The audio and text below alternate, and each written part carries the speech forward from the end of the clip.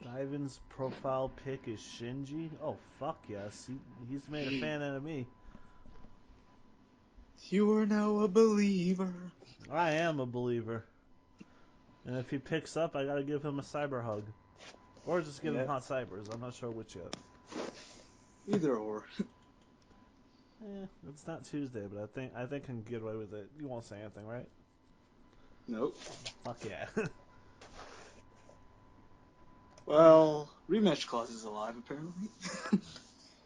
Well, since last time when I tried to do a video, you just started adding people randomly. I figured let me at least call the group where a majority of them is in. That way, if they decide to crash the party, less work will be involved. Fair enough. As far as I know, the two people I see online at the moment is Stivan and Mist, but I don't think Mist is gonna ever join. Nope. And if she does, then that would be really awkward. Really, really. I can only imagine. Yep. Considering last time I talked to Mist, I read her a bedtime story. Figure that one out. Damn. Last time I talked to Mist, she was probably pissed about something about me. I don't know. Well, she's always pissed, so yeah. Yep. What a crude. What a buzzkill. It's the real thing. Yep. Uh, so audio's recording as we speak Cool. because of my MP3 recorder. Nice. So there's not gonna be any casualties like last time. See, the issue is not so much that it's not going to record properly, but for some reason, when I put it into the editor, only 5 minutes was actually uploaded out of all that was recorded, and I don't know why. Yeah, like we But kind of the have the time. the Yeah. entire audio thing was recorded, no problem, Hmm. because I listened to the whole thing. Well, damn. And now that I have like updated like Pinnacle Studio and shiz like that, I'm thinking I'll be in better shape. But we'll see. Yep. All we need is a match card, and I'm looking that up right now. I think I got one ready.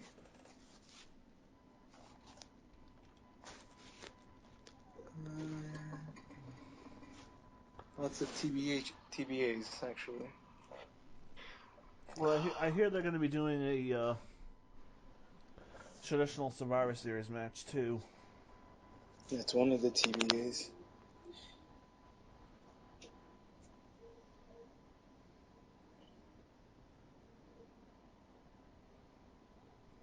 It was announced during tonight's WWE SmackDown tapings that Dolph Ziggler versus Tyler Breeze will take place at Survivor Series. Mm-hmm. Uh, the World Tournament Finals, the fact that it's a TBA makes sense. Yep.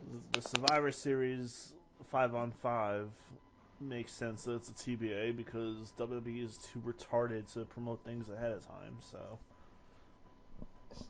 Yeah. and we also know, I'm guessing it was announced on SmackDown that the two members of the Wyatt family they're going to face the Brothers of Destruction. Yep. No surprise. I think you actually called this too, which two it was going to be. Mm-hmm. Yep.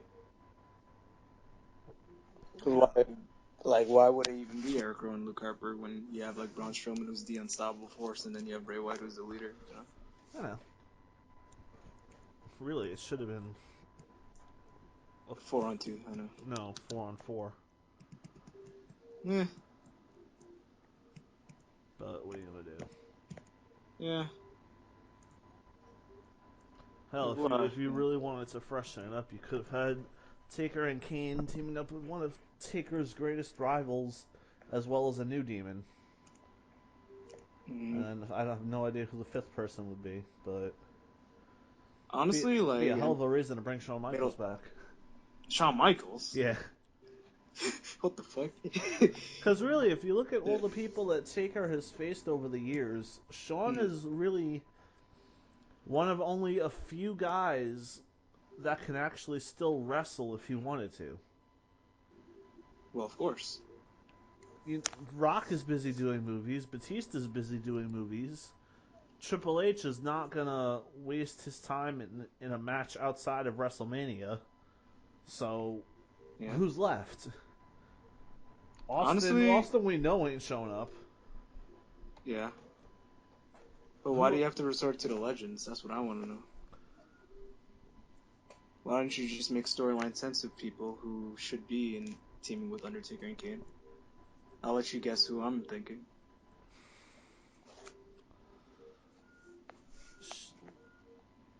The only one that would make sense that I can think of would be Hmm. Sheamus, Hmm. and I don't want to see Sheamus on Team Taker and Kane Well, how does that make any sense? because Sheamus is a Triple H guy, and No, it doesn't have to do with he's Triple H. worked with the Authority before. Kane is a member of the Authority. No, not anymore. That doesn't make any storyline sense. I mean, Well, sorry. WWE So, doesn't even make storyline sense either. So what the yeah, fuck do you expect me to do? I don't know. Like, think, okay, fine. I'm just gonna give you like one name and you can guess the other. First name, Randy Orton. Because who took out Randy Orton? You know, True. see, that's a perfect fit. And me personally, this is probably like the longest shot that I can possibly see. But then again, like knowing the history between the guy who I'm gonna say right now and the Wyatt family, it's like too touching, which is Daniel Bryan. Mm, yeah. The problem with Daniel Bryan is the whole concussion thing. No, the whole clearing thing, because he doesn't have a concussion as far as I know. He's just not getting cleared. Right. And it's fucking WWE doctors that are doing this. He's not going outside WWE doctors there. Because I'm pretty sure if he goes outside WWE doctor, he'll probably be cleared by now. But WWE doctors are stupid, so I know. yeah. But yeah, that would make so much storyline sense,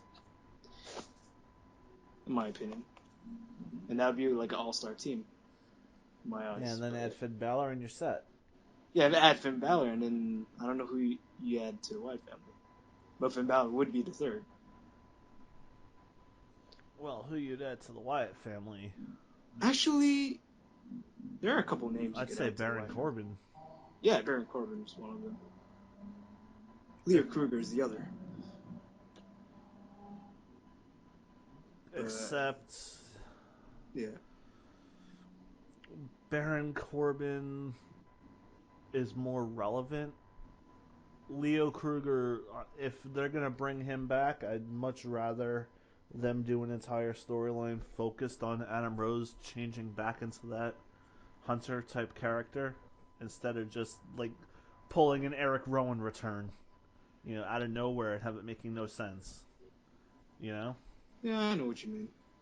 But saying Baron Corbin is established is kind of furthering the truth because neither guys are established yet because they never made their debut on the main roster. It's not like Yes, every but people who watch NXT know yeah, who Baron yeah. Corbin is. And that's 40% of the WWE universe, That's as far as I enough know. to get a decent pop for him if the fans show up. Yeah, if the fans show up, yeah. And really, between Leo Kruger and Baron Corbin, I think personally Baron Corbin would be able to put on a better match at this point. Oh no, I wouldn't say that. As much as I like Leo Kruger, the Adam Rose stuff kind of ruined him. I wouldn't say that, dude. I fucking Leo, like Adam Rose, Leo Kruger, like he's a phenomenal wrestler. Baron Corbin, he still has much to learn. He can't tell a story in the ring. Leo Kruger can. It's not always about telling a story, though. Huh? Especially considering the whole story is centered around Taker and Kane trying to not get. How do I want to word this? Since the whole story is basically Bray Wyatt trying to dethrone Taker and Kane as the dominant force of darkness. Mm-hmm. The other 4 people that are added outside of the Wyatt family is just for filler. If you want to get technical, Yeah, true. the main story is Undertaker and Kane and the Wyatt family. Mm-hmm. But I know. shit, since we've already talked so much about it, we might as well do that match first. No, we can get to it, I guess. I don't know. Like we could do that first, I guess. Because, man, I never stopped recording. Yeah, but we never had our intro, so I don't know. Well, Wrestling Soup does this kind of intro all the time. Just talking randomly and then out of nowhere, cue the intro.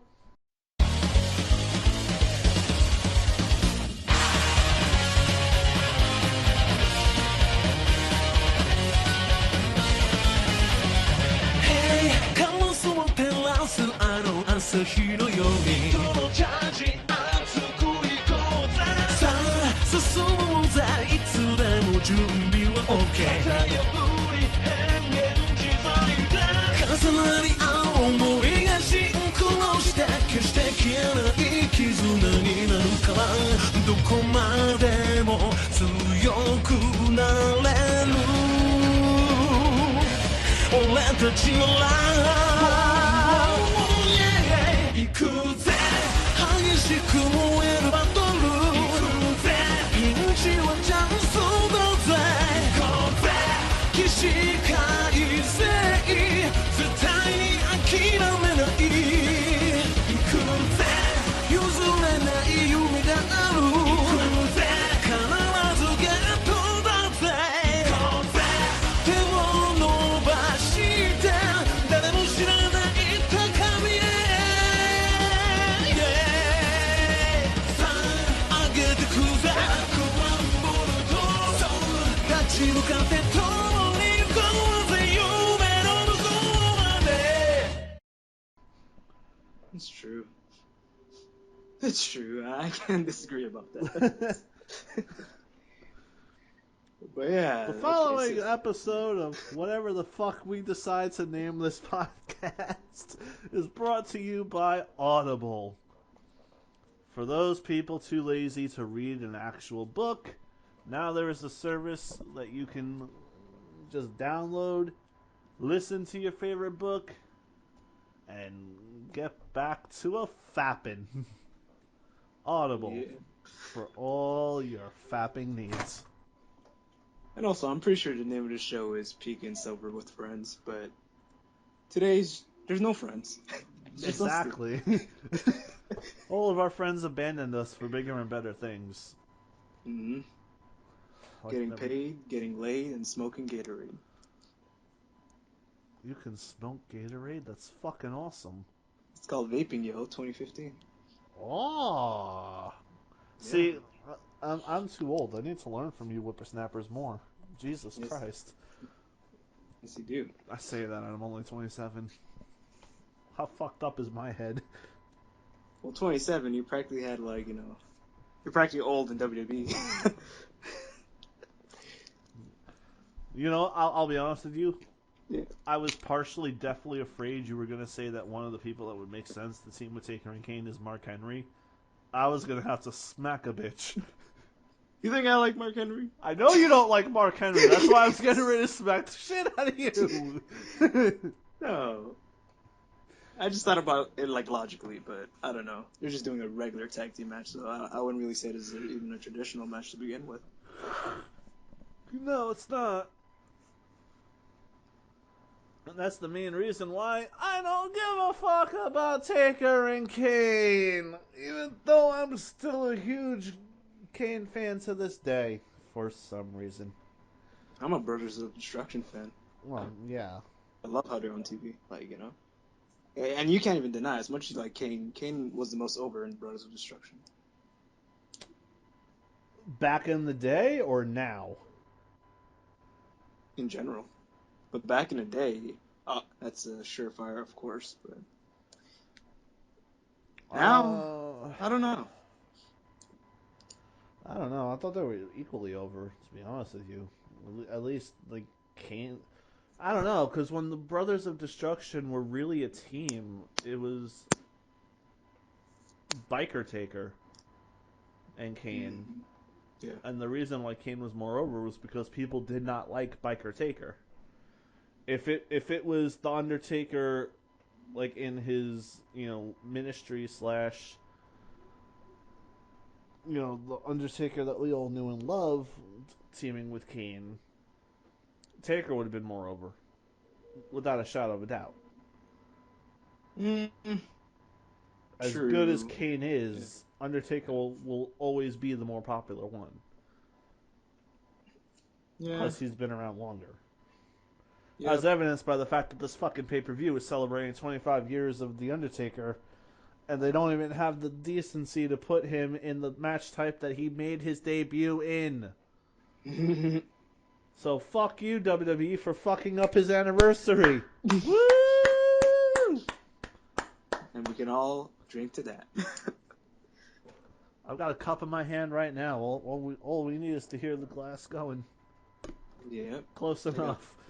I I got my literally apple. just did a toast in front of my mic.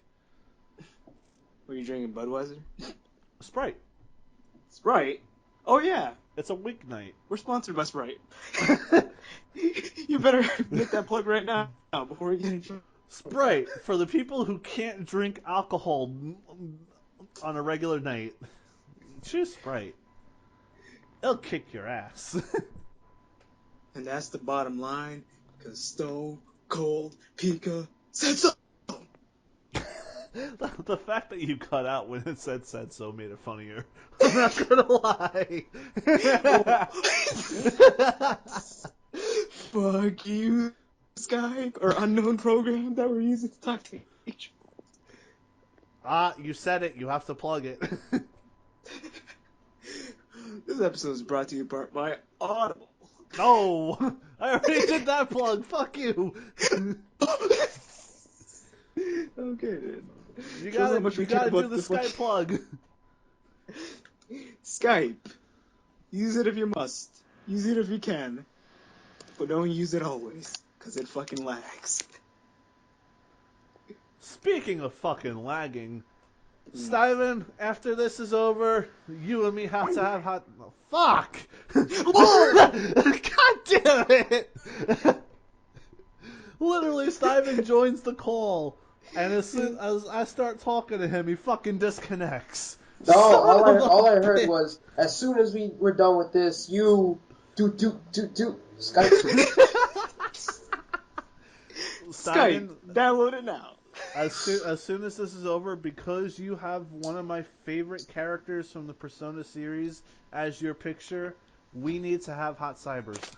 Oh. When this is over. Oh boy. So sudden. I know, and it's not even a Tuesday. Oh shit. But you made me fall in love with you this much. Well, they didn't need to know that, Silver. Oh shit. Well, they know now. Coming out party! This is the one good thing about WWE today. You learn all sorts of useless info. And they're accepting.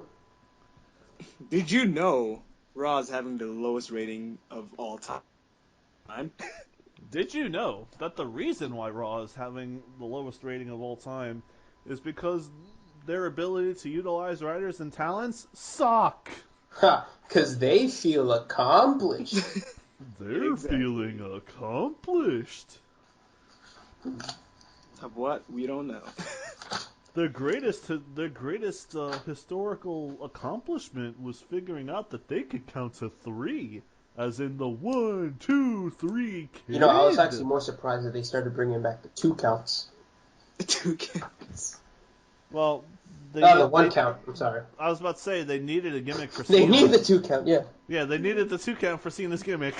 Oh. Otherwise, he wouldn't be known as the man who kicked out of 2. You know what I wouldn't mind seeing? The return of the man who needs the 5 pin. Oh shit. Ah. Speaking of him, why isn't the New Day on this card? Because They're not on the card. Day sucks. New Day rocks. Get the socks. Okay. Get the socks. Get the tables. Get the tables. Say Go. the tables. Say Go. Kick rocks. Go. Kick rocks. Actually, I get the feeling that it's, this 5-on-5 elimination tag match that they're gonna do is Team New Day versus like maybe Team Deadlies or Team Usos or something like that. I can assume Usos and Ryback are going to be on the same team because they teamed up Raw or whatever. Yeah. Oh, now that I think about it, New Day is probably going to be on the card. Yeah, they're gonna be in the traditional Survivor Series match. Mm-hmm. There's no oh my god, I think I just figured it out. The New Day, Sheamus and Wade Barrett versus the Usos, Ryback, Neville, and Cesaro. Yeah. Mm-hmm. Oh, we don't have any storylines for them? Just put them in a tag match. Teddy Long booking. They're kind of feuding like individually, so why not just put them all together? So why not just give them individual matches? Time restraints. Time restraint. And we gotta fulfill the Survivor Series gimmick. Yeah. I swear to God, if I actually called this right, I will take a shot live on our next prediction. Like, I will get drunk for this bitch. Oh, that's something we need to TLC, guys. do. TLC. We need to fucking like get everybody and get drunk and do a prediction video one time, see how bad it goes. That's something we can definitely do for SummerSlam. SummerSlam. Roman Reigns. I predict Chris Benoit. Chris Ben who?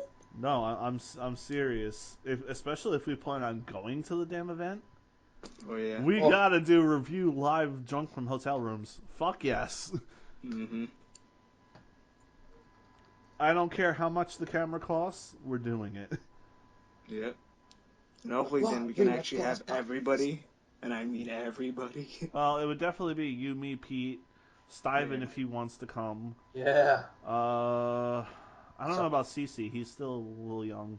Yeah. SummerSlam's in Brooklyn for the next 2 years. Oh yeah. We might even go to the NXT show too.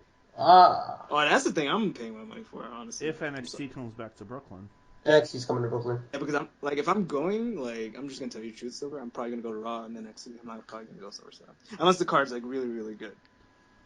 Well, Like, yeah, just saying. okay, I'll give you that. We'll definitely be going to Raw together.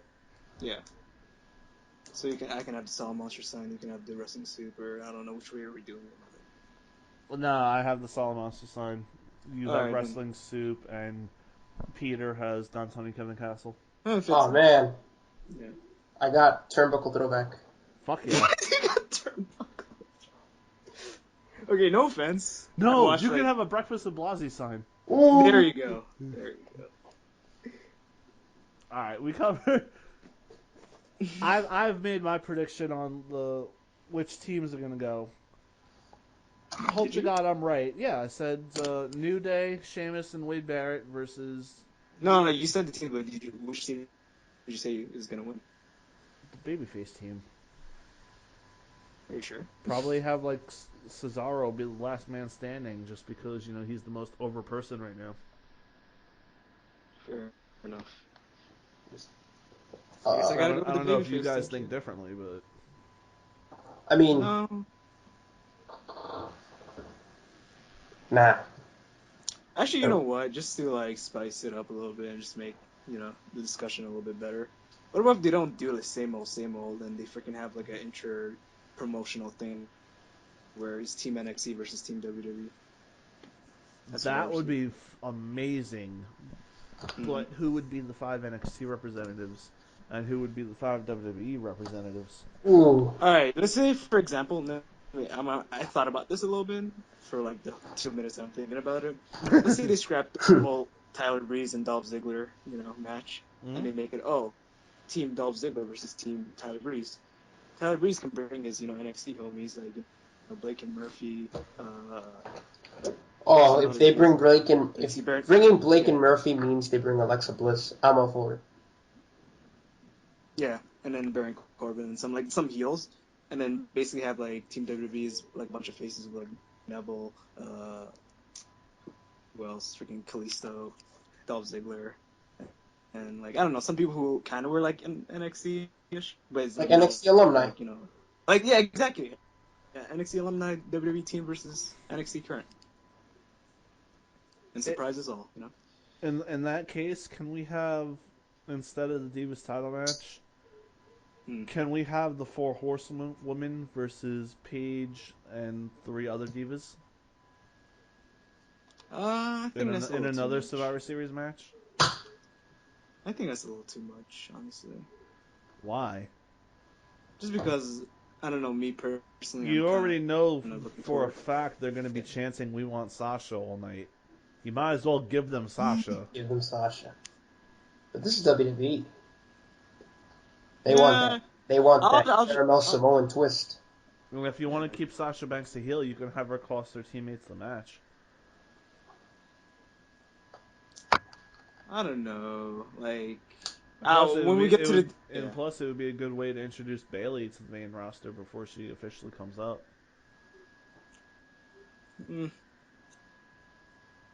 In theory, it's a good idea. You have the WWE Divas Champion and the NXT Women's Champion on the same team. If they really want to do a women's revolution, why not do it? Because they don't want to do a women's revolution, they want to do a Divas revolution. Okay, I said the wrong words. You know my point. So wait, what would be the teams again? Like Charlotte, Becky Lynch, Sasha Banks, and Bayley versus Paige, Alexa Bliss. Fuck. Just put Nia Jax in there. Nah. Too early, you think? Yeah. It would be too early for Nia Jax and Asuka. I would say Paige, the Bella Twins, and Alexa Bliss. No, the Bella Twins are not coming back very good. Well, or at least Nikki Bella. She's okay, then Cameron. Oh no, fuck. Honestly, like Asuka wouldn't like. I wouldn't mind that honestly. Like I know she's still doing her shit on NXT, but like, are we just gonna? Is she gonna just be a ticking time bomb until like she gets to face Bayley and then Bayley gets massacred? Because if that's the case, I don't know. It's just gonna be kind of boring. Why don't just like bring her up? Nia Jax has a lot of improvement and she needs to like learn from the NXT system, but Asuka can pretty much work with anybody and still have a good match. So yeah, what am I that? Yeah. My problem is if you bring in too many people from NXT, it doesn't become NXT versus WWE. It becomes NXT versus NXT. I'm just saying it should be NXT versus WWE for just the traditional one, and then like for the Divas one, it could be just whatever you want because apparently you guys want to do that. If there was an NXT versus WWE, if anything, would be a showcase of NXT, but WWE would go over. That's just my opinion. I would probably agree with that, honestly. So and the only reason why I'm saying a Divas Survivor Series match is because I don't want to see the Charlotte versus Paige. They've done a bad job. No. Oh, actually, see now I know why you're bitter about it. Because honestly, I'm looking forward to that match. And if you're gonna like change it up because of like what happened on Raw, then that's a shame. It's not. Okay, what happened on Raw is part of it, but it's not for the reason you think. Are we talking Nikki versus Charlotte on Raw? No. Charlotte versus Paige. Oh, the promo at the end of the show? Yeah. Yeah. But yeah, we're just going sporadic. And so I choose Bayface team, several choose Bayface team, and Bayface team. Alright, did we already give our predictions for like the Taker or Brothers Destruction versus White Family? Well, we never said who won, but we basically talked about the match in length and what we would have rather done. But yeah, but this is a prediction video. Yeah. Well, Stivan, if you don't know, it's Undertaker and Kane versus Bray Wyatt and Braun Strowman. Yeah, give me a second, okay? Mm-hmm. Actually, let me just link this real quick. Because here's the match card. I linked the match card. Oh, okay. Yeah. Oh, good. We're on the same link. Oh, this one. And we're just going down the list. Yeah. That's hilarious. We're on the same link. Yeah, and I opened this on my own. Well, if you look at the time, I linked it way before you opened it, I think. I don't know. Maybe. All right, so Undertaker and Kane, right? Mm-hmm. Yes, versus Bray Wyatt and Braun Strowman. All right, they've done, in my opinion, a good job of building the Wyatts right now. You know, taking out the Brothers of Destruction, they take their powers and whatnot, right? It would mean, it would be so devastating if they just, because Bray Wyatt, let's face it, has been having start and stop pushes ever since Made in the Ever since 30. he made his debut, yeah, I agree. Ever since, ever since his debut, and they never solidified this guy as a character on the show, and to have these, you know, these millennials lose to these 50-year-olds, it's just There's that Vince term again. you fucking millennials. Millenniums? You fucking Millennium Rods. That'd be good. Yep. But yeah, so Vince, I'm gonna Vince go. has named his entire WWE universe Steve. Steve. But yeah, I'm gonna go with the Wyatts on this one. Yeah, I know it's a 25th anniversary, and they would probably give it to the Undertaker, but my hopes are with the Wyatts right now. It's funny because I think the same. Really? Yep. Because Go on. yeah, go on. No. Okay, fine. I don't know because I see this is kind of like passing of the torches. Like at first, like with all the promos and all that, I'm like, this is just fueling the Brothers of Destruction to just beat them. But if the Brothers of Destruction do beat them, then what did they do? Like, because this is like a perfect send off for them until WrestleMania time. If like they get like Bray Wyatt and Braun Strowman victory, and look at like Braun Strowman, he's like young, hungry, he's the new like unstoppable force in WWE. Why would you want to derail it this early?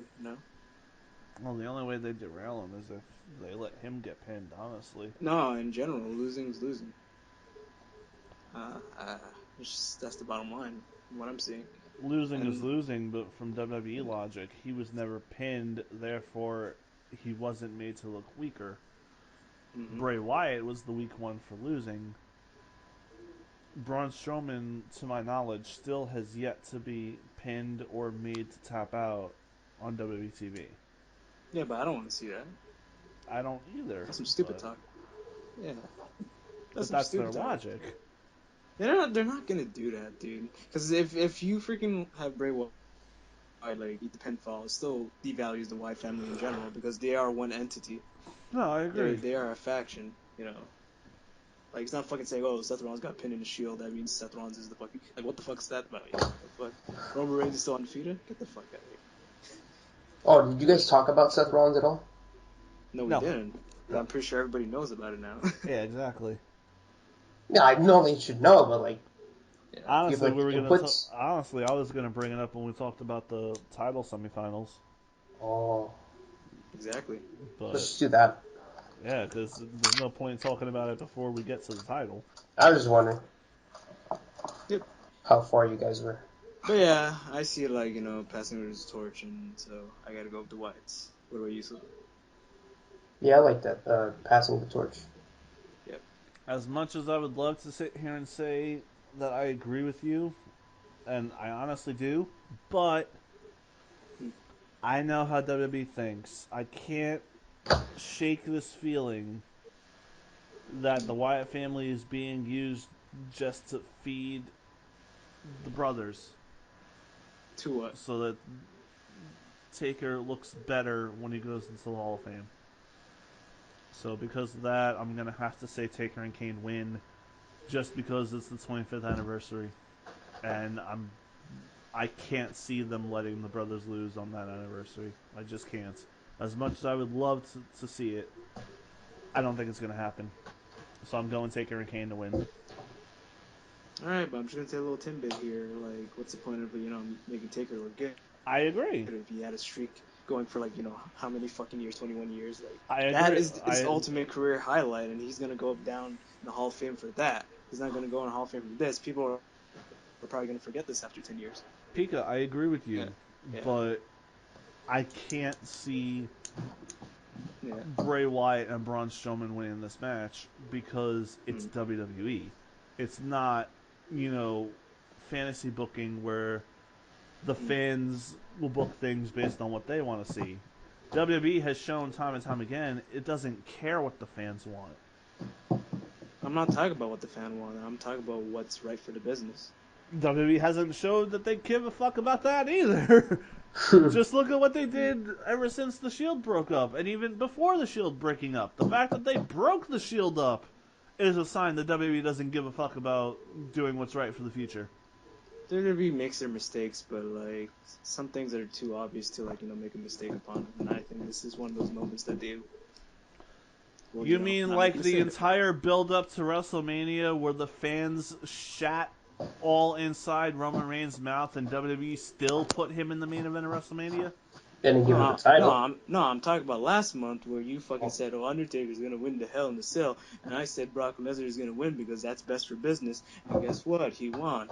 And I'm telling you, it's gonna be best for business when, the White family win this. And that's what I'm just gonna say. I hope to God you're right, but yeah. I can't go with the Wyatts as much as I want to. Yeah. But I'm just telling you, because, from what I'm seeing, the Wyatts are, the strongest have they ever been in their whole, WWE career. And for them just to, lose at this point, what's the point of, ever doing anything with them ever again? What's the legit? Okay, all right. Then, all right, let's look. Okay, we'll go with that. The Wyatt family beats Undertaker and Kane. What's next? WWE title, baby. Collect every title. Fuck the roster. And that's what's going to happen. But actually, that's not what's probably going to happen, but I at least see, tag team champions upon them and IC champ or United States champ. Depending on what happens on the WWE championship. Have Kane take the fall, and then Undertaker just blames the loss on Kane. That's your WrestleMania 30 right there. Undertaker and Kane. The final time. Stivan? Yeah. Go fuck yourself. Honestly, I don't care how stupid that is. If it puts a white over, that's not good. I can accept Kane taking the fall if the Wyatt family is going to win.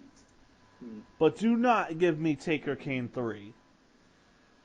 Just no. We need that rubber match. What rubber match? Taker won both. The deciding one. How is it deciding if it's 2-0, you stupid son of a bitch? Winner take all. Wow. Everything on the table. I don't want to live on this planet anymore.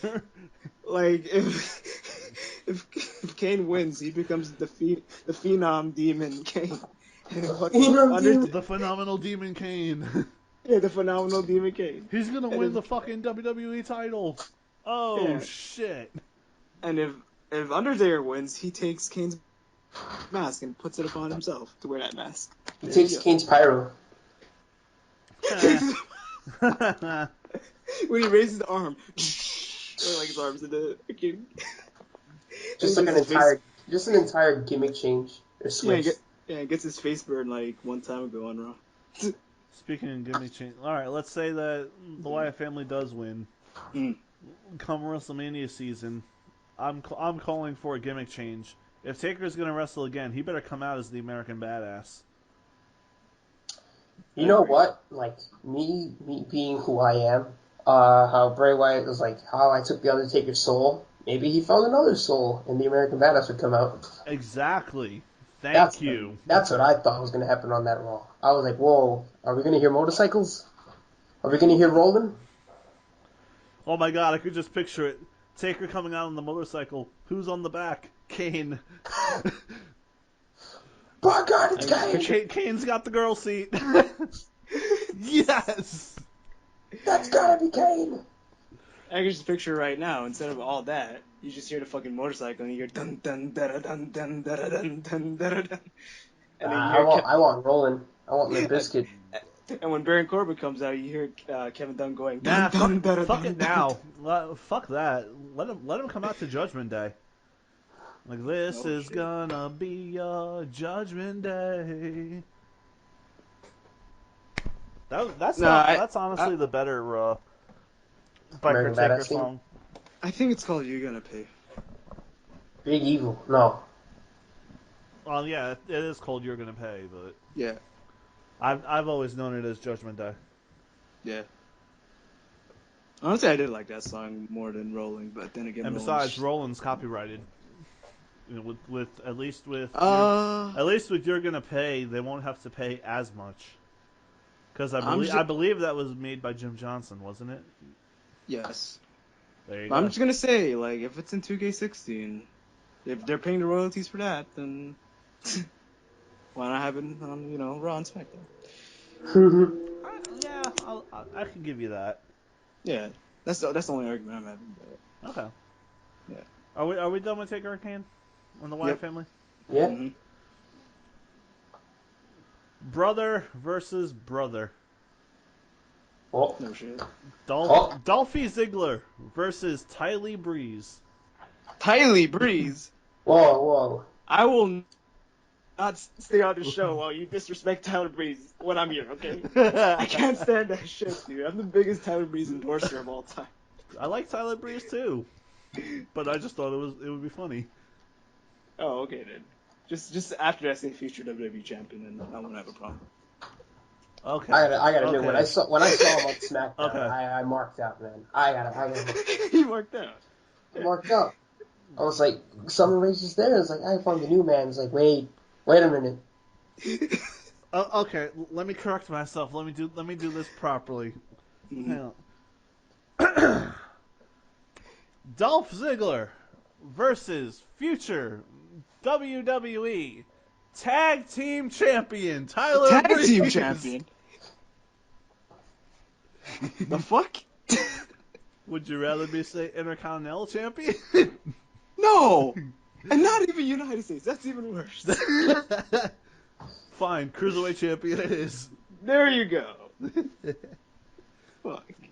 In Tyler Breeze's third match on the main roster, he takes on Dolph Ziggler. Oh.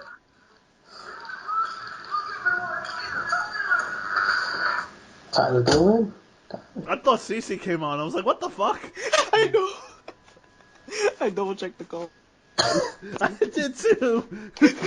And I didn't see him, so I double checked again. I was like, what the fuck? Invisible What is this CC. asshole Silver doing? Yeah. Then again, I would applaud him because that's perfect timing. Yeah, right. That would be amazing if the song started playing and he came on. Yeah. But yeah, I only see this match going one way, and that's Tyler Breeze winning. Are you doing predictions? Did you ask me? They are so gorgeous. Shit. When do we ever have order in this fucking show? Could it be his walk, or just his stare that makes you freeze when I appear? But yeah, brother versus brother. Mm-hmm. At least I believe they're brothers, aren't they? No. Tyler Breeze is Canadian. No, Storyline Brothers. Right? Oh yeah, Storyline Brothers. No, I'm pretty sure isn't Tyler Breeze in real life Dolph Ziggler's younger brother? Could be. I never checked the... Unless Dolph Ziggler's secretly Canadian. Oh! Alright, I'm a Dolph Ziggler.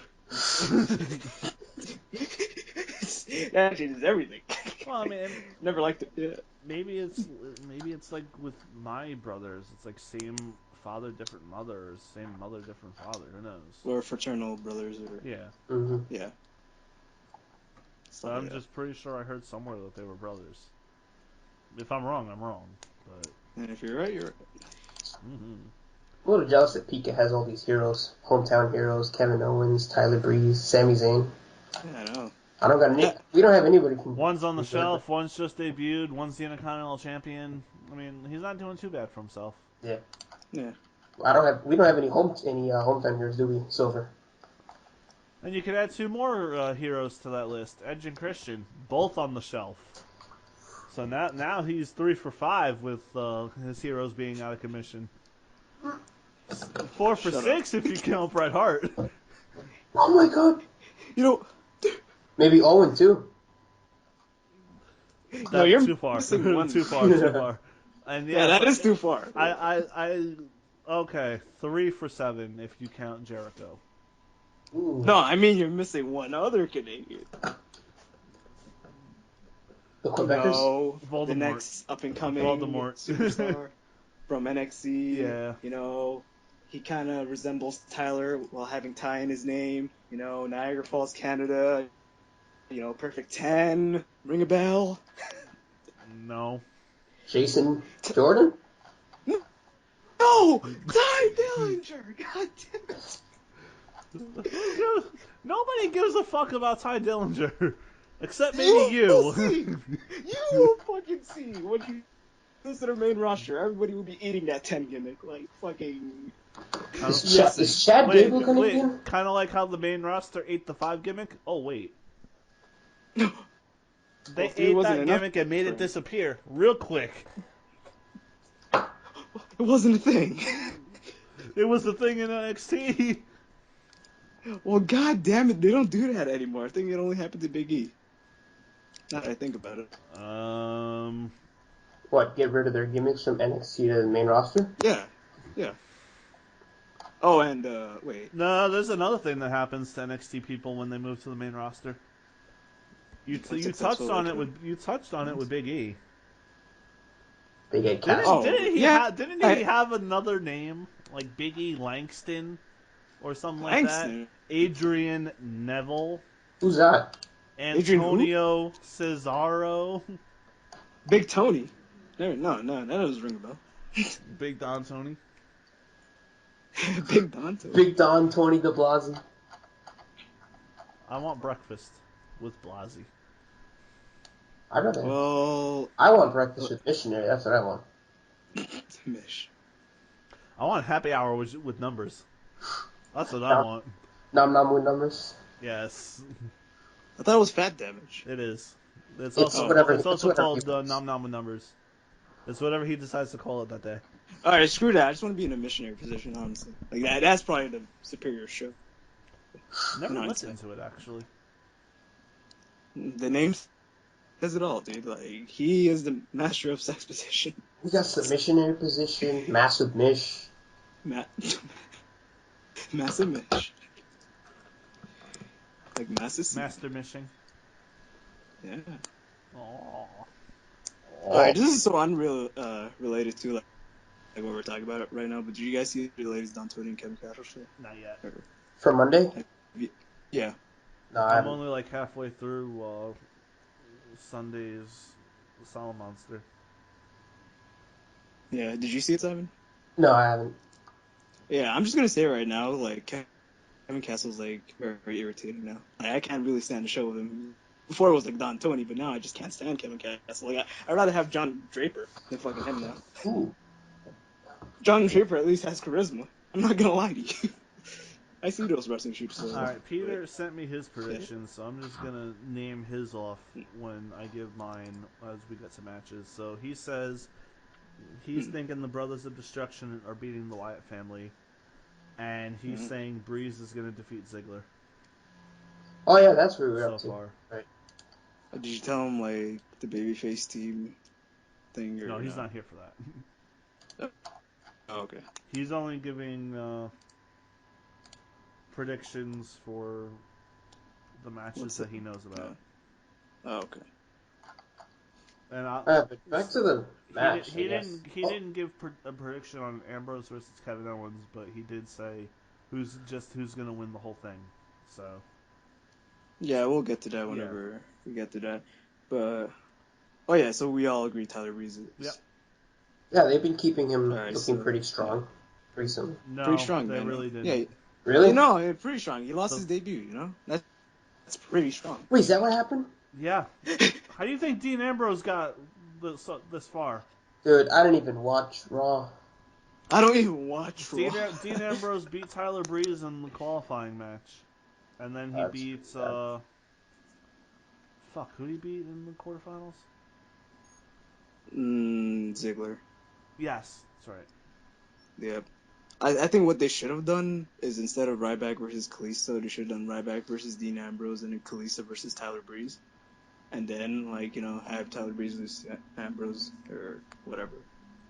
Because at least he won I would his agree with first that. round. Actually, Yeah. I would agree. Mm-hmm.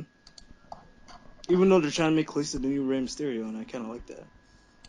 Like honestly, like from what I'm seeing, like he's getting a lot of hate because I was like referencing like Don Tony and Kevin Cash, like they were like saying, "Oh, this guy is like Rey Mysterio, but like botching a lot," and I'm like, God damn, he barely botches, and he could probably do stuff that Rey Better than Mysterio like wishes Mysterio. he could do. Yeah, and I've seen Rey Mysterio from WCW, like he's really talented, but like I like to fucking see like Rey Mysterio do like a handstand thing into a Hurricane Rana. Dude, I'm sad I didn't see that. I've been trying like to watch one episode of Raw every other week. Mm-hmm. You know, because like I'd rather do other things. Fair enough. Those 3 hours. Yeah. Because right now I'm You should like just watch, 3 weeks behind on NXT. See, that's I'm the like problem. months behind. Months. I do watch the specials though. Yeah. That I can say. I do I watch the specials. I cram whatever I need right before the specials. Mm-hmm. Divas Championship. Charlotte versus Paige. Oh, this is where we get heated, guys. Yeah, it is. So let's have the neutral guy go first, Simon. Neutral. I was gonna say Peter is saying Charlotte's gonna retain, so Yeah, let's Peter just can get go to that out hell. of the way, and now Stivan can go. Yeah. The title just came. Wait, no, wait. This page. Damn it. She's already what? 3 times Divas champion? Twice. Twice. If she beats Charlotte, she'll be a 3-time champ. Okay. Mm-hmm. Alright. Yeah, Charlotte. We'll go with Charlotte. Like, I could really care less because, like, these are great workers in a women's division, not the Divas division. But you know what? They could be the best wrestlers in the world, but as long as they're being booked the way they are, doesn't really matter, does it? I guess. Actually, speaking of that, Stivan, did you watch the contract signing for Charlotte versus Paige? I was honestly in another Skype call, but yeah, I caught. Alright, I'm gonna stop everything right here. To be honest, what sold me the match was the contract signing. So if you didn't see the contract signing, it can actually, differ who you want to win the match. Like it's that one-sided, and yeah. So Wait, if you've Paige? seen it, the Paige and like Charlotte contract signing, like because I really had no buzz like going into this match. I could care less, but because of that contract signing, it gave me something to actually think about and be like, if it goes this way and that way, it actually might lead to a compelling storyline, depending on like what the situation is. But as far as I know, like Charlotte from like her debut to the main roster, she's been stale as fuck. Like she was way better on NXT, and Paige has been like just Paige. And Can't you say the same thing about almost anyone that comes from NXT to the main roster though? That they're stale as fuck once they get there. And they were better in NXT. Because I could damn sure say the same thing about Neville. Yeah, what is Neville done about since coming up to the roster? He got a cake. Absolutely nothing. I could have said the same thing for the longest time after Kevin Owens lost to John Cena. And he's finally now starting to get momentum back. Honestly, okay, this is the point I'm trying to make is like transition from like NXT to the main roster. Yes, they're so amazing on NXT, but when they go to the main roster, at least you have glimpses of something you kind of want to see happen and have something going with them, so you can just be like, oh, yeah, I want to get behind this person just because the character or the wrestler or whatever. But like for Charlotte, it's just nothing. Like Neville, at least I know he's gonna deliver every night. Charlotte, yes, she could deliver, but like aside from that, like she can't really cut a promo from what I've seen until like that contract signing, which was kind of good. And everything else, she's been that bland, more bland than Ric Flair. Well, really, Paige kind of stole the show in the contract signing. If you think about it, Exactly. It wasn't so much Charlotte. Exactly. I'm gonna have to go back and rewatch this now. You have to, dude. It's deciding, dude. You're either gonna sympathize or you're gonna freaking be like, damn, CM Page. Okay. Do you want me to spoil what happened, Stivan, or no? Yeah, give me the gist of what happened. Okay, so basically, in an attempt to get massive heat on Paige and to actually try to make this title match a big deal, Paige brought up Charlotte's little brother. The dead little brother. Oh. CM Page. Pretty much. Because that's something CM Punk would do. Paul Bearer. You could look at it in two ways. You could be in the camp where the fact that Paige brought it up adds interest to the match, or you could be in the camp where Paige bringing it up is It's uncalled for.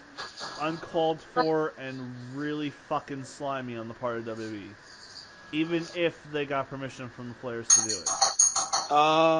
I can actually shed some light to that debacle. Okay. And I agree with one thing, like, slimy WWE. Because apparently they never told Ric Flair or Elizabeth Flair or anybody. And Ric Flair stated on the podcast that he legit, like, shed in tears when he saw that, segment happen on Raw.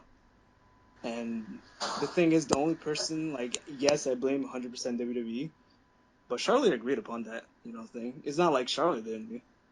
And the thing is, like, why Charlotte agreed upon it is either two ways. Either, like, it's too touching and I'm not going to do it, or I'm young and naive and I'm going to try everything it takes to get over. And she went with that route, and because of that, it kind of, like, shed some light to, like, the Charlotte character. Even though, like, she came, like, sympathize and crying a lot and stuff like that. It just, I don't know, it showed some, like, layers of Charlotte and showed how grimy Paige was and actually had buzz to this match, because before this, like, I could care less. Like, I would take the whole idea 4-on-4, like, Survivor Series. But because of that, this is kind of personal and I don't want to mix shit. Like, this is not even about the Divas Revolution. This is just, like, I don't know.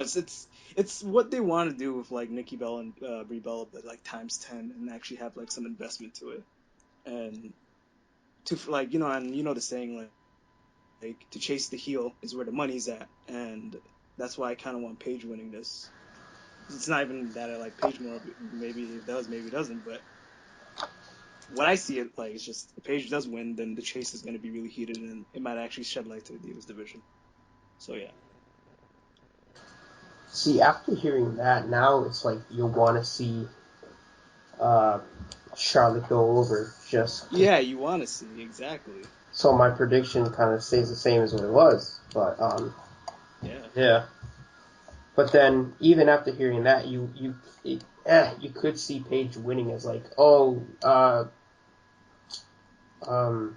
what is it? She was so focused on getting revenge for how Paige would even dare bring up her lost brother, and that's would lead for, like, sadly, a distraction roll up, And going to, like, the statement of, like, WWE being grimy, like, everybody's like in the whole, like, social media saying that this is uncalled for, this is not really good, this is, like, stepping a line WWE. While before, nobody could care less what if this match were to happen or not happen. This actually has buzz into the... And now people are invested.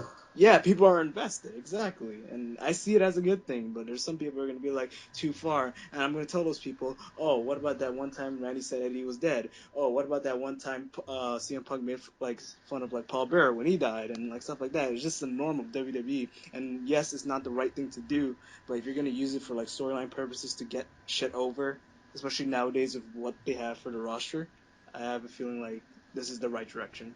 It's just bothersome that they even have to go to something so, like, it's drastic. Yeah. It's a shame they couldn't get over themselves. They got to bring a dead. Hell, even, like, if this changes your opinion, Stivan, that was actually the main event of Raw this week. Like, they actually had the contract signing being the last segment. Oh, really? Yep. Yes, and that, like, shocked me, like, times 10. Like, I'm like, wait, is that actually happening? Or am I just being fooled? Because as far as I know, wouldn't be surprised if it was the main event. Well, the last segment, because I guess their main focus was on the tournament. Yeah. So I guess they wouldn't have minded if it was the last thing, because it was the go home show. Yep.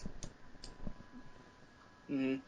But the thing is, like, they kind of fucked up the card, because I'm pretty sure the Roman Reigns versus Cesaro match was the main event, but then they kind of put it up the card, and then the opening was, like, the Taker of the Druids and stuff like that, and that shouldn't have been an opener to begin with. That should have been, like at least, like, closer to the end, or, like, in the middle of the show. So because of that, they kind of fucked up the card, and they actually, shed light on the Divas, which I agree upon, because I kind of want the Divas division to succeed. Yeah. And knowing, like, Paige's background, knowing Charlotte's background, like, It's just this can be really good. This is what might lead to I don't know, what I'm seeing is when CM Punk's contract was expiring, if the whole thing never really happened, then it would have just been a match for the WWE title, no buzz, would have been a great match. But because of complications, the match became something that it should have not become, which this is something that it should have not become, and I don't know, just because of that, I'm invested to seeing this. And if Paige does win, then you have really good story here, and if you have Charlotte win, then I don't know what you do from here. But my prediction is Paige, either way. You know what? Tomorrow I'm gonna watch Raw. Thank God for Hulu. Mm-hmm.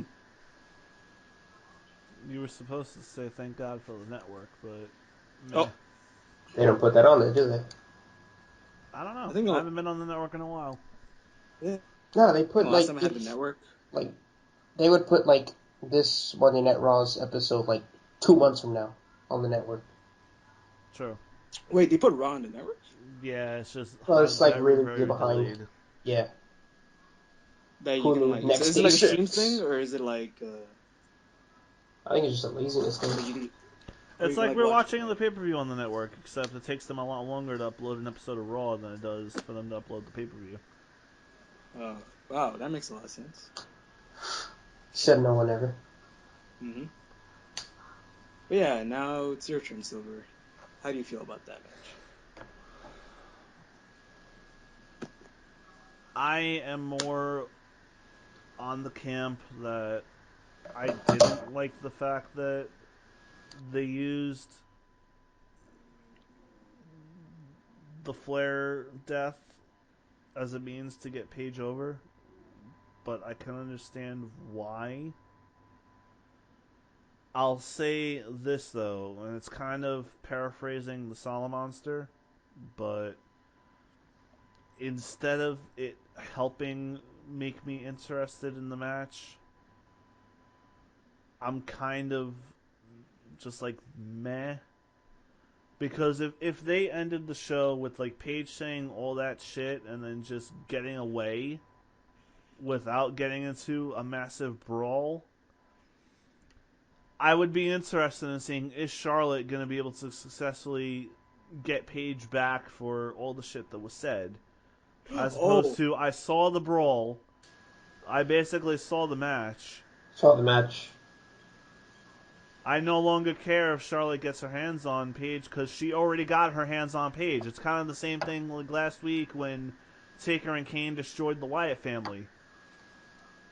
I saw all I needed to see right there. I don't care as much because they already fought.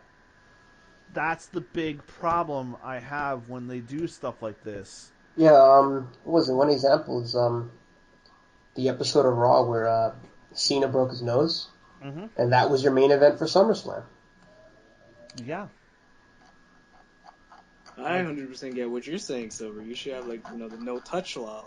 Like we should do the build Roman Reigns versus Brock Lesnar and have them pull the titles, because that's the right thing to do, right? Not because of Paige saying something really really heinous and adding something else to it that I forgot to mention, saying that Reed never had that much fight in him. That's why he fucking died, which was actually called for the fucking fight. So as far as I know, that was called for. If she didn't do that, then she would have looked like a major bitch.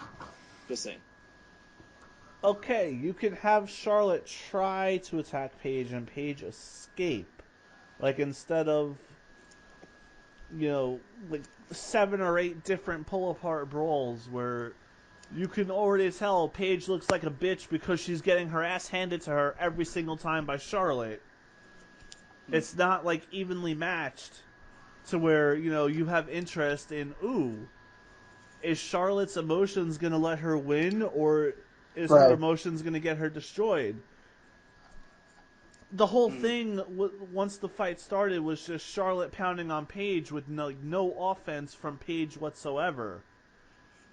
Charlotte looked dominant the entire time, which is not how you build a match. Yeah. To your point with the Brock Lesnar and Roman Reigns, no, they should not have a no-touch clause if they're not going to be able to take advantage of it on the mic and create interest through like talking shit, kind of like what Paige did with Charlotte. The difference is with Paige, it's expected of her to try to get into somebody's head. She's the heel. Brock Lesnar was technically a face going after another face. It's kind of harder to build interest that way, which is why you needed Paul Heyman. And Paul Heyman cannot do that much in terms of like getting physically involved. And with Brock Lesnar, if you have Roman Reigns stand on equal ground or overpower Lesnar too early, it kind of has the same effect like Charlotte just had now. I saw Charlotte beat Paige's ass. I no longer need to see it again. If you show me Roman Reigns standing toe-to-toe with Brock Lesnar and out fighting him, I don't need to see it again. I just saw it. Where if you have a pull-apart brawl, it doesn't last that long, and both guys are evenly matched, you're more interested in who's going to win. That's what I'm trying to say. Not so much like, let's have them look like pussies by playing tug-of-war with the fucking title. That was stupid, too. I agree with you, that was retarded. Yep. But you also don't have one person look completely better than the other. Yeah, don't make it look one-sided. That's what I'm trying to say. Okay, you know what? What I saw, and I have also a different mindset when it comes to that kind of stuff, because I'm just going to put it out there. I'm a person who just wants to see the match. I don't care what fucking happens outside the match, because Paige can get dominated, but what happens in a match is actually what matters. But that's just me. Yeah, I can see that too. Yeah. But, like, what Charlotte dominated in the whole brawl. Yeah, she looked physically strong, but on the mic, she looked physically weak. And that's what Paige, like, dominated, and she fucking, like, you know, bitched her out on the mic, and she got the verbalage on point, and Charlotte got the dominant on point, so it kind of evens out from what I'm seeing, you know? But that's how I'm seeing it. Because you even said that was a weak promo from Charlotte. So, what she lacks in freaking promo skill, she has in the fight. So, let's see if, like, Paige can get the mind games over, you know, Paige. Mind games over Charlotte. And, you know, I don't know, like, all I know is we're talking about this match too long, man. This is probably the longest we ever talked about a Divas title match. And it's all because of that main event segment on Raw. Mm-hmm. And, yeah, I mean, I'm agree with Silver, because you shouldn't have it being one-sided, because how there was the brawl, right? Charlotte, you could argue she won the brawl, right? Mm-hmm. Decisively. Yeah, decisively. So she won it. So what's the point of the match? Because now if Paige were to go over, it takes away from it, because she was getting beat and she lost the brawl and whatnot. It just makes it, seem like a weaker win, if she were to go over. Yeah, but if Paige played on her trait of playing the mind games, then it's like her verbalage and what she said to her got to Charlotte, and that could be Charlotte's weak point. And it doesn't really have to show like Paige being dominant, it just shows Paige outsmarting Charlotte, is what the storyline's like heading to, you know.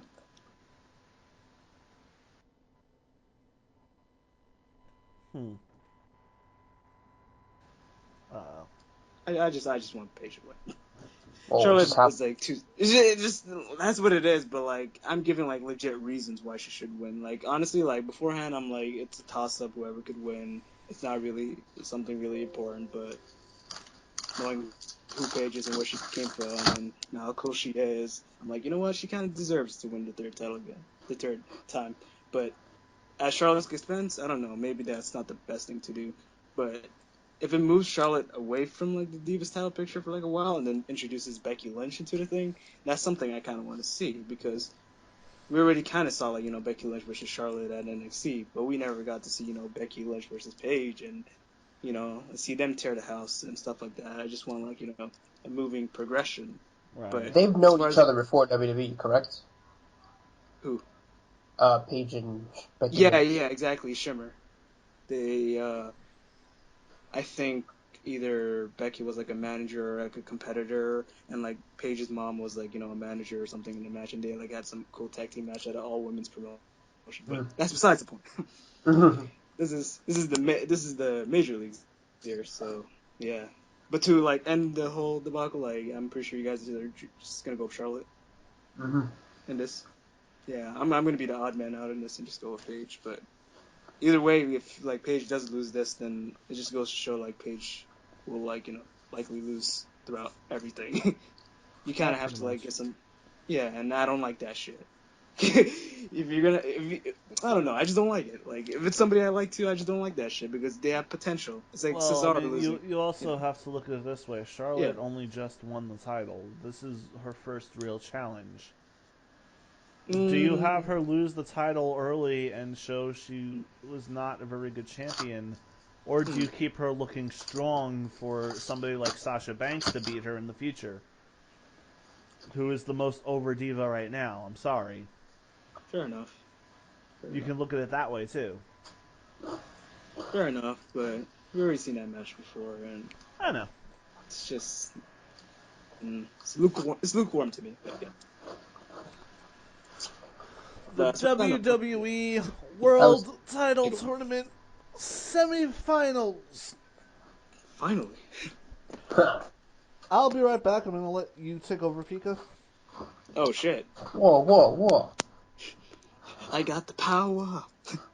Pika is the co-host, so yeah. I'm getting a And drink because my throat's getting a little fucked up. Getting on yeah. that tangent. Anyway, what's You next? you made me talk too long. God damn it, Pika. Hell, I talk a lot too. I know. But yeah, did Silver mention the match that we're gonna talk about, or we could just choose No. like a random one? All right. Let's just do one. Oh wait, he said the tournament, but Yeah, I know, but like which one? Like Cesaro? I mean, not Cesaro. Freaking Del Rio and Roman Reigns, or Ambrose and Kevin Owens. Which one should we like start? let's do Reigns and Del Rio. All right, you want to go first? Well, it's kind of like a given, you know. They're gonna put Roman Reigns over because like even just like a casual fan would see like, oh, Roman Reigns going over because Del Rio is already a champion, Mm-hmm. and I don't think they want to because the last time Del Rio was here, he was just Mm-hmm. pushed way too hard, you know. Mm-hmm. Maybe give him that first WWE title run, but this guy had two. No, this guy had three world title runs. You Four. know, they were good. They were good for like the first few Yeah. weeks, and then Yeah. like they put this guy over on an episode of SmackDown over the Big Show for the world title because they turned him Yeah. face, but he didn't get any reactions. They put the title on him to get the reactions, but then again, it died down. It died down, and to me, that last world championship reign was one of his worst because you know the character was getting stale. It was a face at the time, right? Mm-hmm. When he beat the Big Show. Mm-hmm. And yeah, just getting these I don't even want to call them lukewarm, just no reaction, you know. If Indifferent. it, Yeah. indifferent reactions. If anything, people were Mm. popping more for Rodriguez, but they gave him the boot. Yeah, they did. They were That's part of the popping reason. for the cars. They drove him off a bridge. Yeah, they stripped the guy from Hmm. everything he had to The start off things the that freaking. made Del Rio unique, they just started slowly taking away, until you just get you know El Patron at his But core. yeah, but like knowing his run in Lucha Underground, like I'm surprised he actually, you know, said fuck that, come back to WWE. Like I know money talks, Money but talks. he was a vital part of like Lucha Underground, and him just coming to WWE for like, you know, Yeah, this he stint, was a part of a lot of storylines down there. In fact, major storylines. Tejano, Tejano, Morrison. Guerrero. Oh yeah, he feuded with Chavo. Mm-hmm. Well, for a little bit. Yep. Yep. But in But reality, Roman's their guy right now. So they're going to put him over. Mm-hmm. And that's why, unfortunately, I love Alberto Del Rio. Del Rio's my guy. We're talking about pops here, man. I popped big when I saw Hell in a Cell. And I saw, I heard the music for the Real Americans. I'm like, man, they're going to make... Man, fuck that shit. Started with Pop Del Rio's cherry. And he's back to ruin the fucking mood. Okay. Yeah. And I heard this guy, the Real American music. Man, Jack Swagger's going to beat John Cena? No, and I see Zeb Colter coming out. I was like, at that point, I'm really confused. I'm like, who is it? Honestly, Can't be Zeb I think I Colter. would have laughed too hard. I think I would laugh too hard if Jack Swagger was the one. Jack Swagger was John Cena. Because of all people, like, fuck that. Bring Heath Slater. Bring Heath Slater. Jack Swagger? If you know what, That's legit. You know what? If they made Heath Slater beat John Cena, that would be so awesome because that's they're following up on storylines. This guy's been trying for months and for months and for months to get in on the Open Challenge, and he gets RKO'd, he gets bro kicked. Finally. You know, he legit had to hit the music gimmick. Like, he legit got pissed to, like, you know, Tom Phillips, right, the announcer or whatever. Yeah. There was, like, a not backstage segment, but, like, an outside segment where, like, he said was going to, like, the movie trucks or whatever that control all the, like, you know, pyrotechnics and music and Titantrons and stuff like that. And he was going there to tell them to, like, you know, hit his music. And then Tom Phillips came, and he was like, oh, well, what are you doing? I'm going to tell him to hit my music. Oh, you mean like Slater Gator? Don't make me slap.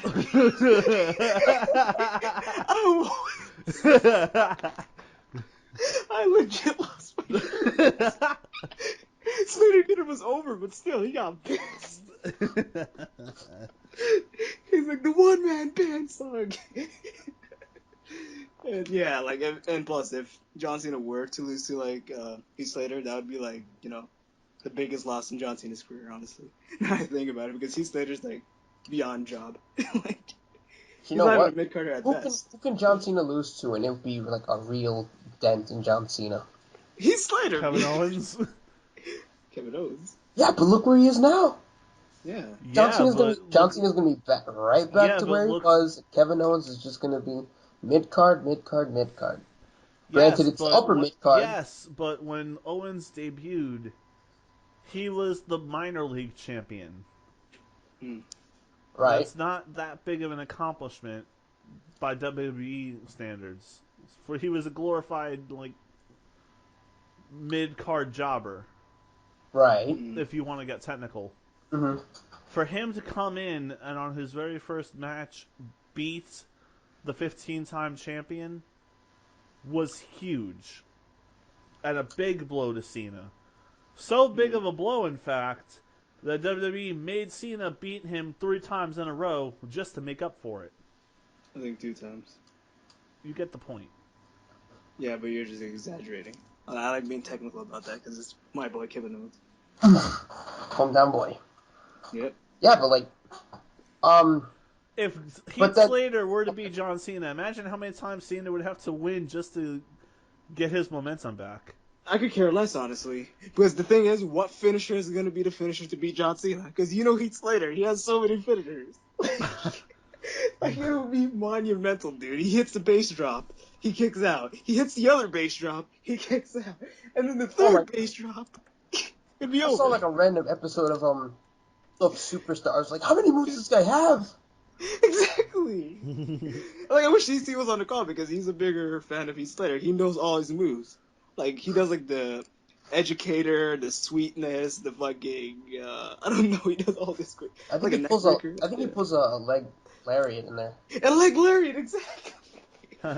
More finishers than Hideo Itami, and Hideo Itami does, like, 100.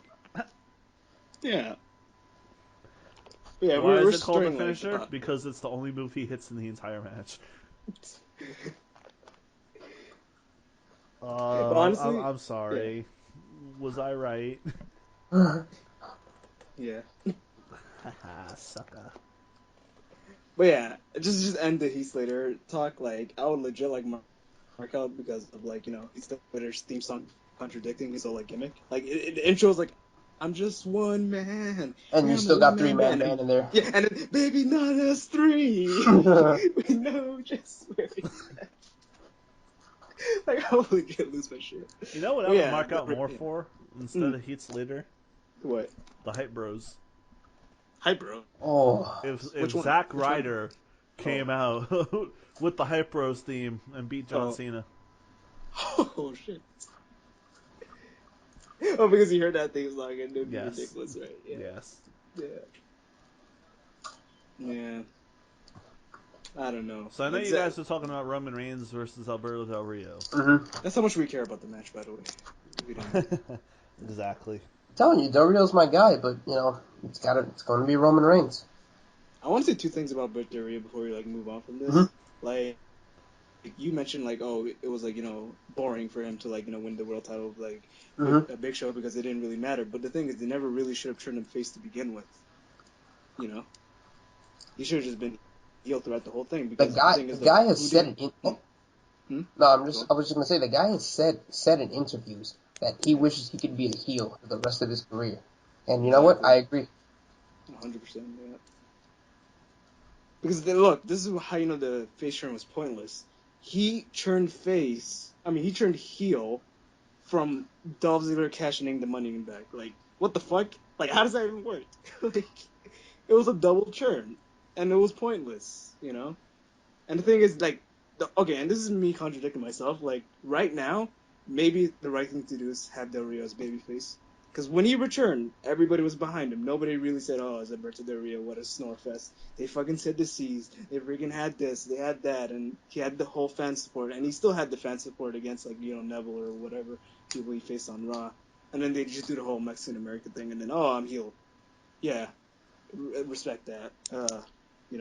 My new nation. And I'm like, come on, really? Like, this is, when he's actually hot, So, Yeah. I don't know. Roman Reigns is winning. And that's the bottom line. So we move on to the next match, which is Kevin Owens versus Ambrose. What are your guys' thoughts about that? I want to see Kevin Owens win, but Dean Ambrose is winning. But you wouldn't mind if Kevin Owens won. Right? I would not mind at all if Kevin Owens won. Make him if he could pull off the win against, because if Roman Reigns goes over, it'll be Kevin Owens versus Reigns. He could be. They're all about firsts now, so he could be the first dual intercontinental WWE champ. Except he wouldn't be. Because no, but the thing is, technically yes, because this is not the WWE title. This is not the WWE title, but this is the WWE World Heavyweight Championship. Ultimate Warrior never had the World Heavyweight title. This is a new entity. So technically, yes, you would be the first WWE World Heavyweight Champion and IC champion.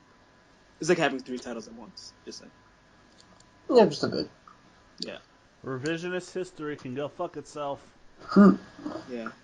Ultimate Warrior held the top title and the mid-card title. Kevin Owens would be holding the top title and the mid-card title. Seth Rollins held the top title and a mid-card title. 3 instances where the same fucking thing happened.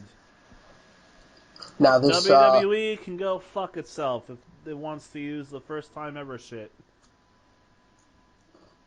Yeah, I agree. It's kind of stupid to say. It's just monumental in having 2 titles. Monumental? Yes. Never been done before? No. Hell, Jericho, bitch, please. I invented that.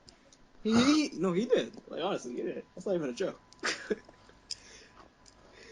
But yeah, the thing is, what better replacement for Seth Rollins than for Kevin Owens? Because Kevin Owens does have the smack talk that Seth Rollins does, but probably better.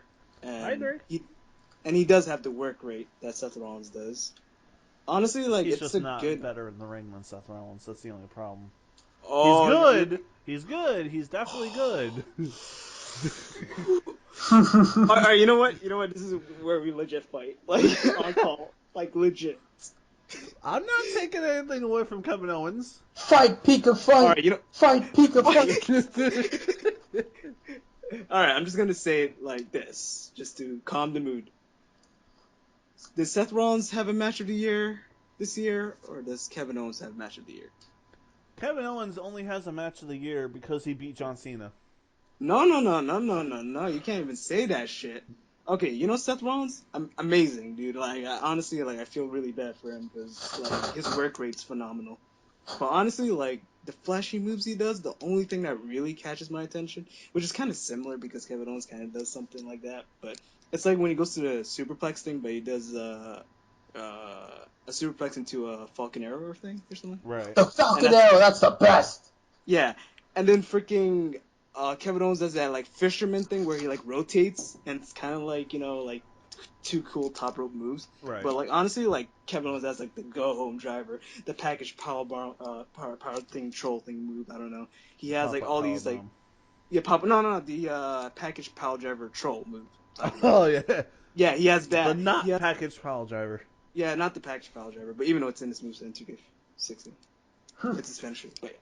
And he has like I don't know, he just overall like he has like a diverse moveset compared to Seth Rollins, but I'm just going by like who has like match like of the year, and it's kind of Kevin Owens, even though Seth Rollins is probably second, or not even like like really that low. He's like on there, like on that point. Like that would be a dream match in my opinion. Like if Seth Rollins does return like at WrestleMania or like SummerSlam, most likely SummerSlam, and then faces Kevin Owens for like the WWE title. That's when I'm gonna buy tickets for SummerSlam. I don't give a fuck. Because I know It that would match is probably gonna be already good. be sold out by then though. Oh yeah, true. You know You would what? have to buy it early. You know what? Scalpers. When I go to like freaking New York, you and I are gonna find like the best scalpers. Like I'm telling you, if they make that main event, I'm gonna scalp so many fucking tickets. Let's say I thought we were getting the group tickets with Peter Mm, because it would be a lot cheaper that way. Honestly. yeah, but I'm not guaranteed to go to like SummerSlam just because I don't know, because it's kind of like expensive-ish, and why not just go to NXT and at least that actually be more of a memory. Oh. But yeah. Sure. But yeah, just ending this. Yeah, I'm I going. I'm really. going with Dean Ambrose to beat Kevin Owens. Oh man, I don't want to like. Even though I would not mind either way. Like I really like Ambrose, dude. Like he's like one of those people like who's in my like top 5 of all time. Actually, no, he's one of those people who like legit could do anything to me. I could care less. Like I wouldn't really like turn back. Like he can like bitch me out. I'll be like, I'm still a Dean Ambrose fan. I got bitched out by Dean Ambrose. And Kevin Owens, I go back with him, like watching his independent shows and all that, and it's just I don't know, like Oh, you went to Indies with Kevin? yeah, I've seen him like in ROH. I've seen him in like other promotions, I believe. I just can't remember at the moment. But I used to remember watching like like live? 2008. Oh. Yeah, live, exactly. Oh, yeah, live. cool. Yeah. Pika had a 15. match with him once, and then he woke up. I did have a training match against Adam Cole one time. He's from ROH. He will be in WWE one day, and when he does, I'll be like, I wrestled him. But, yeah. And jobbed out. Just name drop it on an episode of Raw. Yeah. Be like, Pika jobbed out. Pika jobbed out. Honestly, like, I think I could have got a match with Kevin Owens in the Indies, dude. He was like, taking any challengers then, and I'm like, shit, this is my time to shine. But then again, and then you pussied out.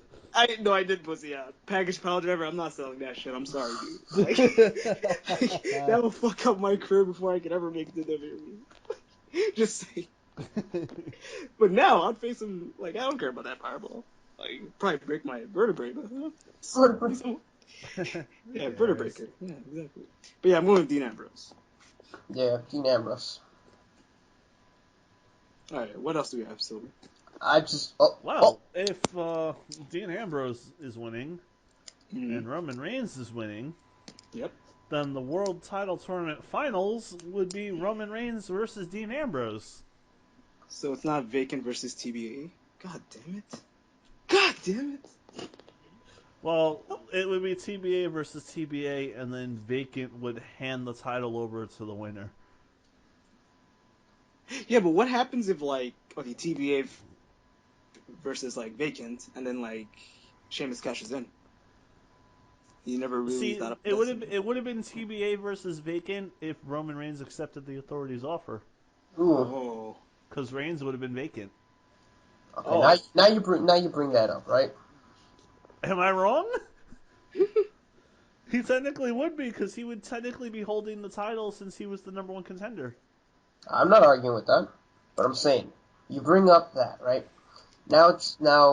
If our predictions are correct of Roman and Dean going over, it's Roman versus Dean. What happens? Because you know that the authority has to get in on this. You know. Of course. What happens? Do you see a heel turn happening? Yes. And if so, who would you go with heel turn? I mean, who goes heel in this match? See, that's a tough decision because on Raw, they blatantly said it'd go either way. So, but like the thing is, I can kind of tell what's gonna happen, and I might get bonus points if I get it exactly right from my detail. But Silver, what do you think first off?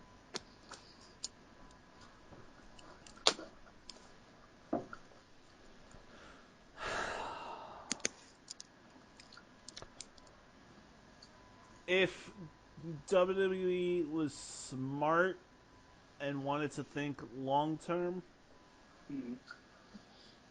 they would go with the riskier person to turn heel. Oh, come on. That would be Roman Reigns. Wait, what? You're wrong. If they wanted to be safe, then they would turn Dean Ambrose heel. Holy crap. Are you sure you never made a mistake on what you're trying to say right now? Nope. Because Simon, they want Roman Reigns to be the next big thing, the next top star. Yeah. And the fans don't want to see it. Mm-hmm. So if WWE already knows that Reigns is going to get booed out of the building wherever he goes if he wins the match, why not protect Roman, have Roman turn heel? That way the fans booing the fuck out of him is something that they want to happen, as opposed to what they don't want to happen.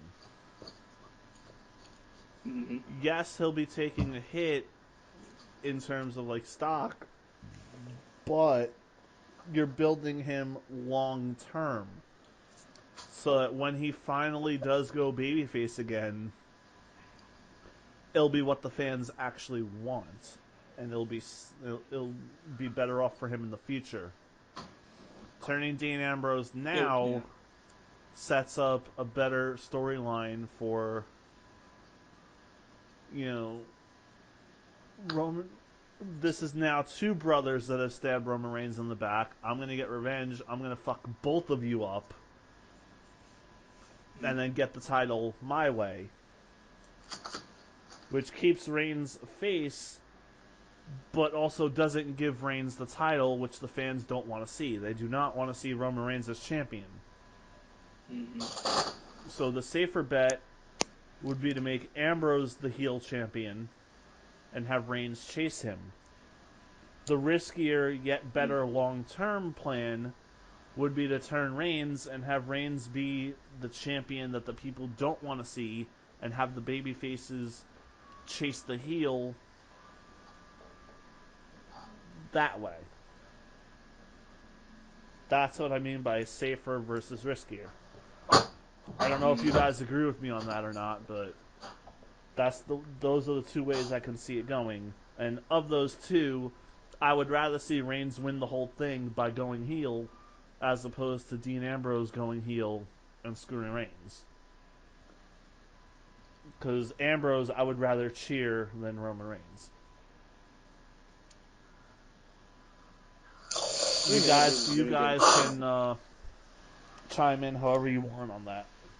But that's my 2 cents. I'll let you go, Stivan.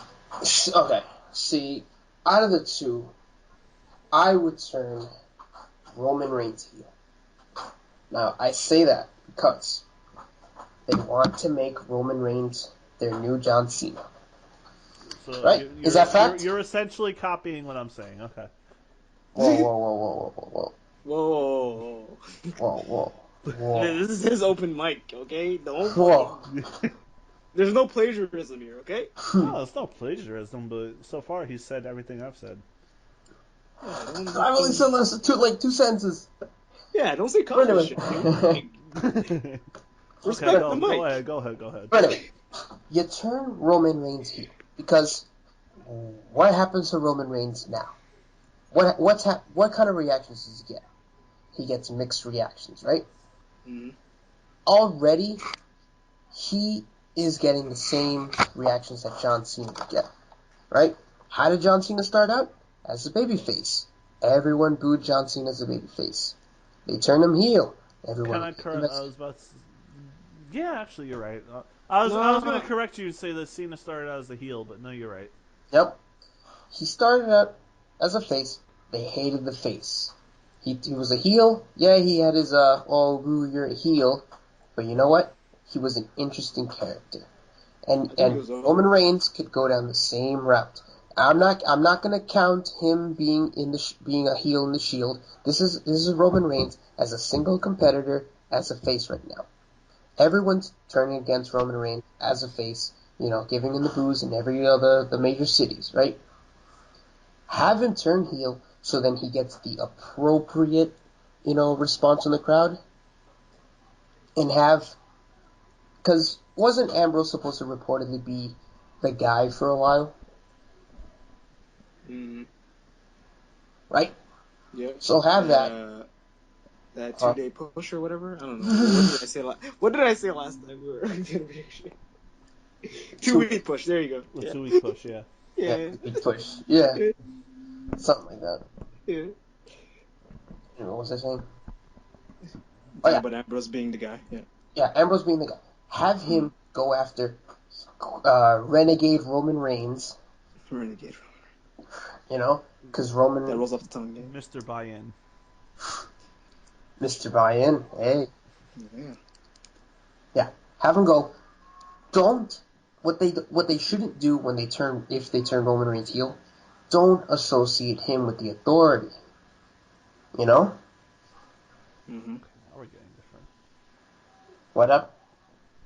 I said now we're getting different. Okay. Okay. Don't associate him with the Authority. Bring in real life ties.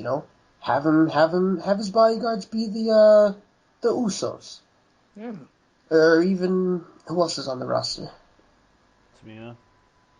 Ooh, but she was with Team Bad. She's still Samoan. Mm-hmm.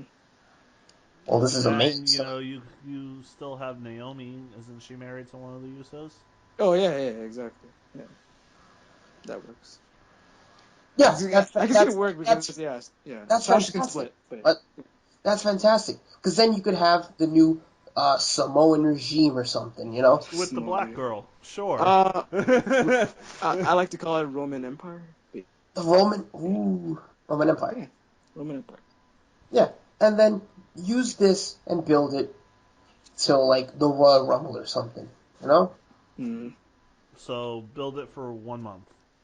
2 months tops. I mean, you get to the Royal Rumble and you build this till Mania. Yeah, build this Mania. Yeah.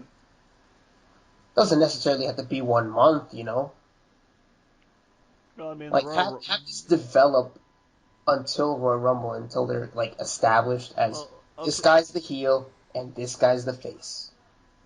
Well, what I mean was there's only one more pay-per-view after Survivor Series before the Rumble. Oh, 2015 window. That's Sweet. TLC. Yeah. It's not Armageddon? No, it's TLC.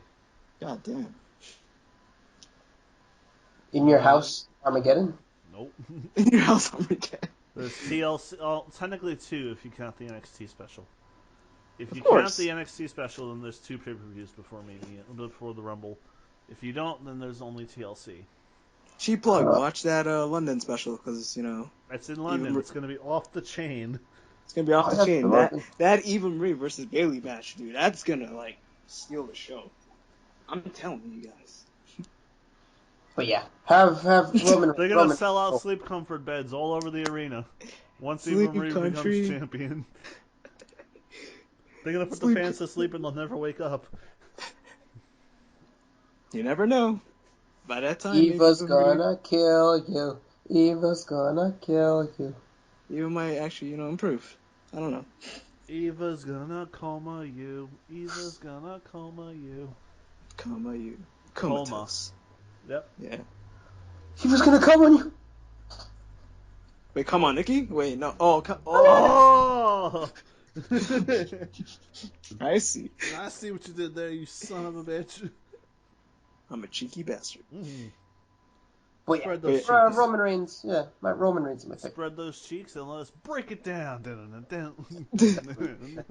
Go on. Not before Go until on, you Simon. suck it. Yeah. Okay. Nah, that's pretty much it. Okay, the one thing I'm gonna say with what you were saying, Stivan, Mm-hmm. you were talking about how the Usos should be the bodyguard. Right. I disagree with that. The Usos are too small to be considered bodyguards. Mm-hmm. You can have them be like the people that whoever is going after Roman has to get through first, not necessarily Roman's protectors. Kind of like how what should have happened with the Wyatt family was people would have to go through Luke Harper and Eric Rowan in order to get to Bray Wyatt. It should have kind of been the same thing, only WWE fucked it up then. If they want to do it right now, all the other members of the Roman Empire have to be fought first, and then you get to Roman. Okay. See, that's why I was calling it the Samoan. What was I calling it? The Samoan regime. Yeah. Roman Empire. Because they blatantly talked on like commentary before that what is it? Who is he? Paul Heyman's promos, like during the build up to Mania, how the Samoans were savages and how they would fight. You know, what are the Usos? Samoans. They like to fight. You know. Yeah. And that's why I wanted to make them as their bodyguards, Roman's bodyguards. But I could see what you're saying. You know who else is Samoan and likes to fight? Who? Joey Samoa. Joey Samoa. The fuck? I mean Samoa Joe. Oh. I thought you were calling Joey Sorry. I'm the Samoan. I was like, what the fuck? No. That was Samoa Joe. I don't know. That could be a good implement, I guess. It's actually a better idea than the Usos. Because how could you introduce Samoa Joe? Like to be honest, because from the reports I'm reading, they don't have any plans for him for the main roster, so they could actually create a plan with like Roman Reigns. That is true. Mm-hmm. And I can picture him be a bodyguard more than the Usos. Hey, it worked for Batista. He has that rep, you know. Reverend Batista. It worked for Deacon Batista, actually. Oh, yeah. Reverend Devon and Deacon Batista. That's right. Wait, Baptist? Oh wait, no, Batista. All right. Batista.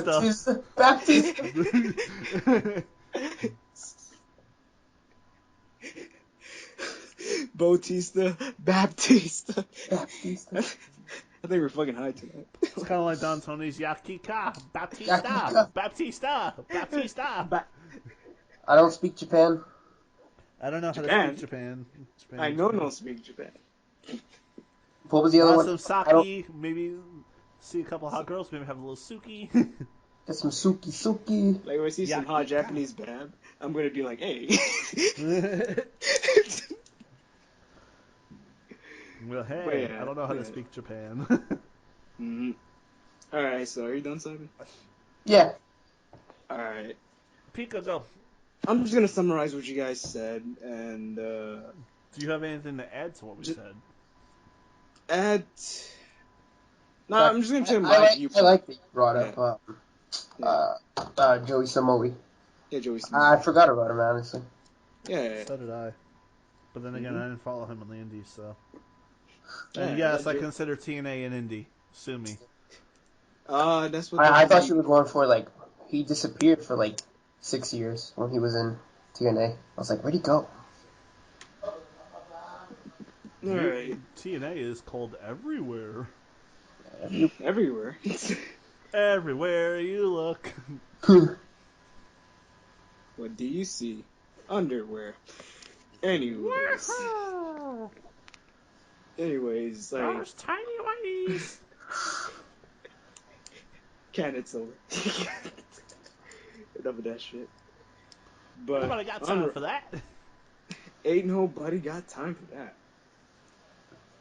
But yeah, like, on your point, like, I kind of like see it the other way around, just because of like certain like complications of like, oh, who is more of a merch seller, Dean Ambrose or Roman Reigns? Dean Ambrose. Oh, no. Roman Hmm? Reigns, technically. Oh, really? Oh, then you need to Technically, check your Roman numbers. Reigns. You need to check your numbers, dude. Those Dean Dean Ambrose hoodies, Ambrose is dude. outselling Roman Reigns? Yeah, Oh, he okay. is.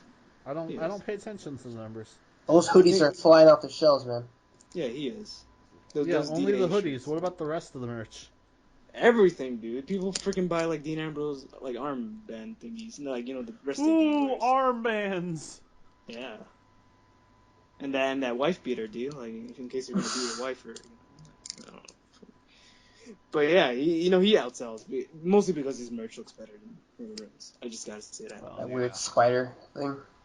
But yeah, my point being, like, if he is like a top merch seller, and he does have like a riveting fan base who would always like be on his side, he is the one that would be dangerous to turn heel, because you never know if he ever would get that fan reaction again. Like, I know I'm still gonna be with him, but I stuff would like too. that could ruin people.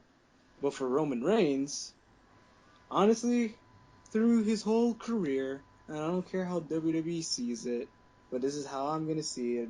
Unless he fucking, like, I don't know, gets zapped and gets a different kind of personality, he's forever gonna be heel to me. And a good example of it is when you watch Raw and you saw that Cesaro match, because Cesaro busted his ass, did every single thing he did, and every single time he was so close to winning. Roman Reigns hasn't been that obstacle thing to just like block him, and like he really like honestly like and honestly in the Don Tony Kevin Castle show they even explain why like Roman Reigns get booed. Like it's he gets booed whenever the deciding factor happens, like when he sets up the Superman punch or when he sets up the spear, because everybody knows he's gonna win the match, and that's when they start like booing the crap out of him. That's what happened with like Batista, and happens with like everybody who the fan sees not like fit to like win this, when other people bust their ass and deserve it. And I don't know, like Kevin Castle went on a huge debate about sucking Roman Reigns' dick, but I'm not gonna get into that. But Well, yeah, that's it Kevin really Castle disgusted in a me. nutshell. Yeah, pretty much. And he's saying he's not defending Roman Reigns, he's defending the product, because nobody, like, apparently is at the level to, like, win the title. And then, like, Roman Reigns surprisingly kind of earns it because, like, Roman Reigns gets more reactions, apparently. But, yeah. Well, If you turn Roman Reigns heel, he's going to stay heel throughout his whole career, because the thing is, that's what he's going to do best. Like, if he gets cheered being the heel, then I can see him be like, babyface or like whatever. But as far as I know, I think he's just gonna get booed throughout everything. Like if they turn him heel, and that's actually kind of the right thing to do, because if you're gonna like give Roman Reigns a title and make him like in the history books being WWE champ, then for him to like win it as a heel and to hold it and have a dominant like title run is what's best for him. Honestly, I see him mid Carter at best, and I've always seen him mid Carter at best. Because was he getting booed when he was teaming with Ambrose facing the Wyatt family? Was he getting booed doing his own like shit? No, because he was at the level where he should be, and that's how like the fans see him. That's how I see him. But if you're gonna give yeah, him I that agree. push, then yeah, if you're gonna give him that push, then like you gotta fucking like go all out and just make him like the biggest asshole of all time. And if you're gonna do that, it sets up really, really perfectly. Even if you do the Simone regime, or if you do the lone wolf Baron Corbin or fucking gimmick with Roman Reigns, I don't know what you're gonna do with them. But if you do something like that and he has like this dominant title reign, it sets up a perfect return for Seth Rollins to beat him, because it will be vice versa this time. It will be like Seth Rollins being the rebuild, reclaim, discover, whatever fucking shit he's trying to say, and he will be so fucking over it. And when he actually does beat Roman Reigns for the title, everybody's gonna freaking love it, and that'd be the right role for Seth Rollins. And Roman Reigns is in that right role, trying to derail Seth Rollins everything he can, because he was the person who ruined his WrestleMania moment, and now he actually was the person to beat him, in this illustrious run that he's having. Oh my And God! that's what happened. Yeah. With you saying all this, Yeah. maybe I'm far behind the eight ball, but I just kind of figured something out. Well, What? The three members of the Shield Mm. are the modern day versions of three of the most important people in the Attitude Era. 3MB. 3 count. Oh, Dean Ambrose is Stone Cold, Roman Reigns is The Rock, and Seth Rollins is Triple H. Exactly. Oh. You have modern day incarnations of those three guys. Yeah. I agree. I like that. Except, Roman Reigns doesn't have the charisma. Yeah. I'm gonna He beat does your have that ass. corporate. He has that corporate rock, feel. Yep. And that's the thing that's gonna matter. But yeah, so that's what I kind of want to see going into Survivor Series, and that's probably what's gonna happen. But unless they kind of steer away from the whole Seth Rollins reclaiming what he lost, then that's what they're gonna fuck up in the storyline. WWE must be really pissed off right now. Not so much because Seth Rollins got injured, but because they wanted Seth Rollins to overtake CM Punk as the longest reigning WWE champion of the modern era, and now they can't do it. They must be livid right Seth now. Rollins 221 says, "I just tore my meniscus." Or no, oh, what's the theme song? They must be so mad right now. Mm-hmm. Yeah. And I say good, because that shit would not have flown. Mm-hmm. Now Just you brought up Seth Rollins being reclaiming what he lost. Do you think when he comes back he will be pushed to where he was that quickly? Yes. But when he wins the title, that's going to be the deciding factor of what's going to happen. Because to ruin Seth Rollins, you return him to what he was, which is that cocky ass guy who wants everything entitled for him and this and that. Like what Seth Rollins doesn't need to be. He's an entitled millennial. If you bring him back as the shining underdog who fucking has, all I overcame fucking my torn meniscus and I'm fucking more diverse now than ever. Fucking Jeff Hardy, right? You have Jeff Hardy right there, basically. I'll give you a perfect parallel. Seth Rollins coming back from this injury would be the same as Triple H coming back from tearing his quad and winning the Royal Rumble. You could do the same type of thing with Seth Rollins. That's the kind of story that they should do. Yep. The redemption storyline. The returning hero, yeah. Returning hero. That's a storyline I want to see. But now, changing. Let's say they don't turn Roman Reigns heel and Dean Ambrose is the one to turn heel. I'm not boo it. I'm not gonna WWE did something stupid. Oh, you're gonna boo it on the inside.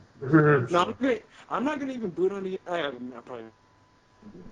But knowing Dean Ambrose, he's gonna make this heel run with. I know. By the end, and because of that, I know I'm good with Dean Ambrose turning heel, because I know for sure there's no way you can actually script this guy to suck. He will fucking go off the edge. He will fucking bring everything in the asylum to fucking wreck WWE, and I don't know. It's probably the best thing. And plus, everybody wants him to win the title. There's nobody who fucking says, "Oh, I don't want Dean Ambrose ever being WWE champ." It's like saying, "Oh, Brian Pillman never win the WWE title." Everybody wanted Brian Pillman to win the title. Yeah, remember when he won the championship? Not really. Yeah, really. That was a fun couple of weeks. Exactly. So, if Dean Ambrose does turn heel and he gets the title, there you freaking go. That's his, run, and he can put his name into the history books to fucking, being that unhinged guy. Okay, basically, if Dean Ambrose turning heel is the equivalent, and I might going a little bit too far, but of WrestleMania 17 when Stone Cold turned heel. I'm sorry, because the thing is, you made the alignment, Silver. You said he was Stone Cold, and that's what I'm gonna see. If he does turn heel. Woof. Yeah. And maybe that'd be the bad thing to do because people said Stone Cold shouldn't turn heel. Well, I'm saying Dean Ambrose shouldn't turn heel, but let's see if it's the right thing to do. Maybe he gets kick-ass badass music like Stone Cold did. Yeah, I wouldn't see. Yeah, because the Turbo Power Rangers theme is not really helping him anymore. No, you can have that. Just have the lyrics. Why not just give him the actual Power Rangers theme? You know the beginning where Dean Ambrose song starts out like That riff. Yeah, that's Yeah. kind of the same as the beginning of the Power Rangers Turbo theme song. Yeah. I actually like that song. Me too, but yeah. Yeah. Wrong song. Wrong song. Just think Look up Power Rangers Turbo. Just think theme you could end the song. video like that. That'd be perfect. And now Yeah. WWE presents Survivor Series. I actually have something else better in mind. I do too, actually, but I would have to. Okay, put it yeah, in I would have oh, to you- put it in yeah. post production. Alright, And I'll give you a sec. But yeah, I'm going with Roman Reigns right now. That's my prediction. Yeah. I think that's synonymous. yep, pretty much. Everybody's Yeah. saying Roman Reigns. Oh yeah. Oh! See what I mean by the beginning sounded like the Ambrose theme song? Yeah, dude, I was like, wait, did Dean Ambrose get a new theme song or something? No, That that's sounds the Power badass. Rangers Turbo theme song. Holy It sounds crap. just like Dean Ambrose, the beginning of Dean Ambrose's theme, does it not? It does. Holy crap. You fooled me. But yeah, this is probably what I think we should end it on. If Seth Rollins gets the Power Rangers outfit, Dean Ambrose gets the Power Ranger music. But yeah, since, we're in the Survivor Series tradition, I think this is fitting right here. Yes! Oh. Nobody talk. We're going out to this. Peace out. See you next time, bitches. Peace. Roll the dice, play your cards, break the rules. That's who you are. Whoever said play it safe, never played the game. So many players, but too many pawns. Too many judges say it's right or wrong. Let them jump into the fight.